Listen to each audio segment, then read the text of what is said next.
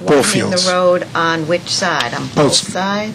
Both sides. No, I can't. Now, is that going? I'm just curious. For example, is that going to impede baseball playing? I mean, you can't have the cars up against first base. Now you're getting into how you're going to widen it, and there are two ways to widen it. You could provide for parallel spaces or angle parking.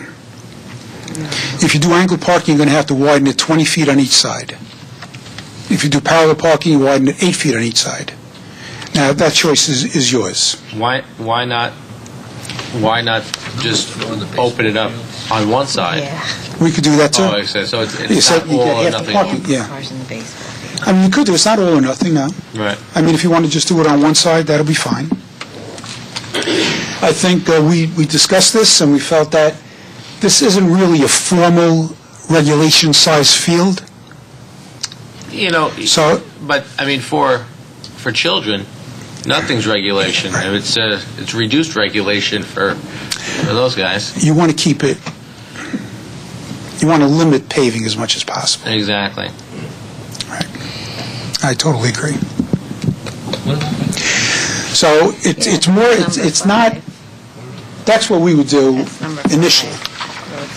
Then what we would do is we would keep areas. We would do number 3. And take these vehicles out of here and formalize this parking in here, because it could be used by various different functions. It could be used by the mansion, by the picnic area, by the ball fields. Supposedly you'd only get 38 more spaces. So these two I would do for sure. And before I get into any of the others, I'd like to talk about the yellow line now. Right now, if you have a wedding or, well, typically a wedding, and you have the bride and various vehicles, they have to come around, they have to make a U-turn through this cul-de-sac and then come back out. And there isn't really enough room in here to contain more than several cars. What we think is a good option for you to think about is, in conjunction with moving this area to here, build this road to service this area and also service the mansion, and build a road coming around so you'd have straight through flow.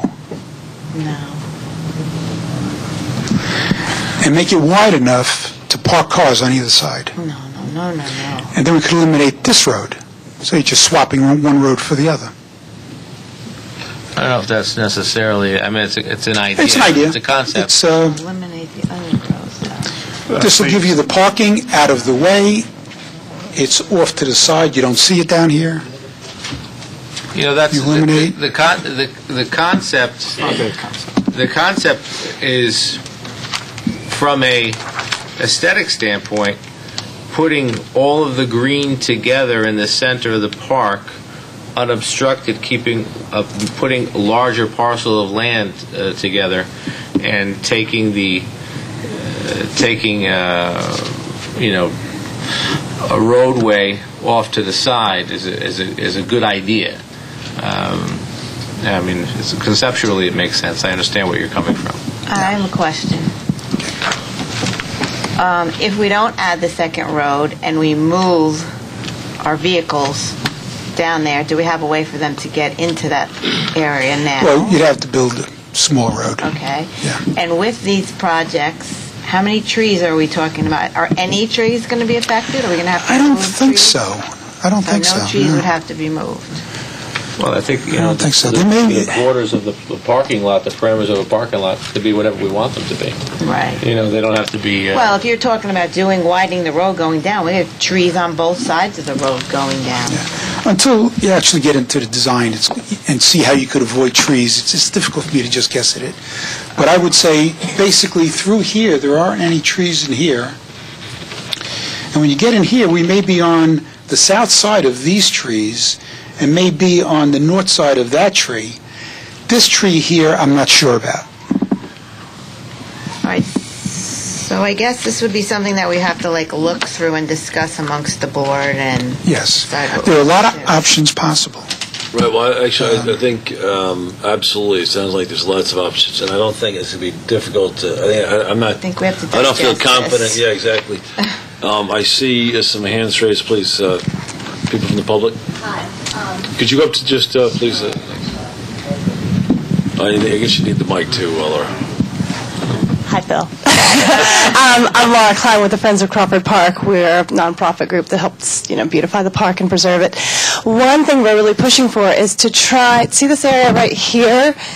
There's an unused space that's not town of Rye land. It's called Elm Hill Park, and that's currently, did you map that out as potential There were a couple parking? of problems. We don't know the limits of that, but Mr. Nowotnik asked me to look at thinking about what we could do there. Because that's like an acre of property that's not being used, and we're really trying to work with, coordinating with the Village of Rye Brook to let them use that spot because it's not being used right now. If you could get that, and we could bring parking into here Right. and accommodate even more vehicles. Yeah, it's prime location because you can Yeah. have walking to here and to here, and so that's where we're setting our sights, and Yes, that's what we'd be absolutely. happiest with. That's, you're getting into an area now that it's another municipality, I guess. Good. All right. Well, I think it sounds to me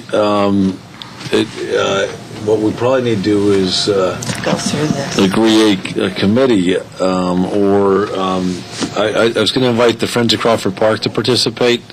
And Michelle, would you like to? Sure. So if you could maybe, meet with Phil, go through this, meet with Phil and the Friends of Crawford Park, and maybe come back with a recommendation to the board next time. Does that make sense? Sure. I would just say, you have a beautiful park here. Yeah.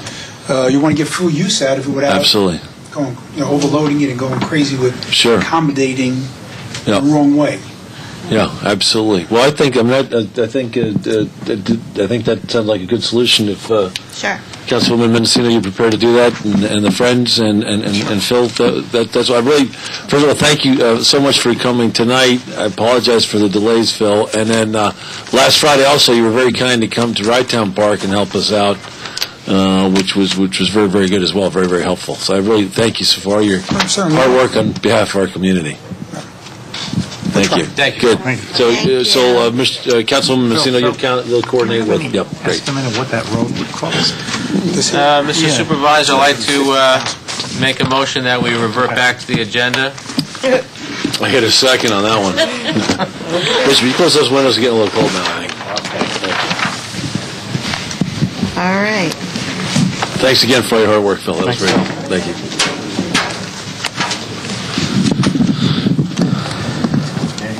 Okay, minutes. Yep, here they are. This is the deepest end of the meeting. If we ask any comments before Councilman Gelfarb gets back, there'll be. No, I'm joking. Any comments on the minutes from anybody? I think they were good. We checked them already. He checks them ahead of the meetings now, doesn't he?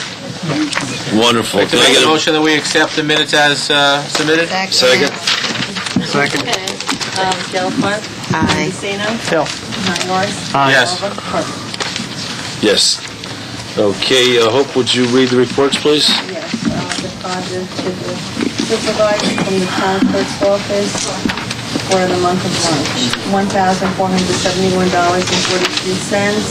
compared to last year, $1,371.28. Tax collection for the month of March.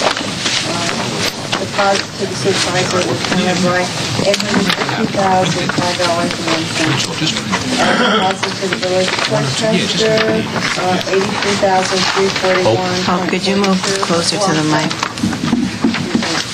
And deposited to the treasurer of the village of Rye Brook, $1,609,518.24. A total of $1,609,518.24. Next would be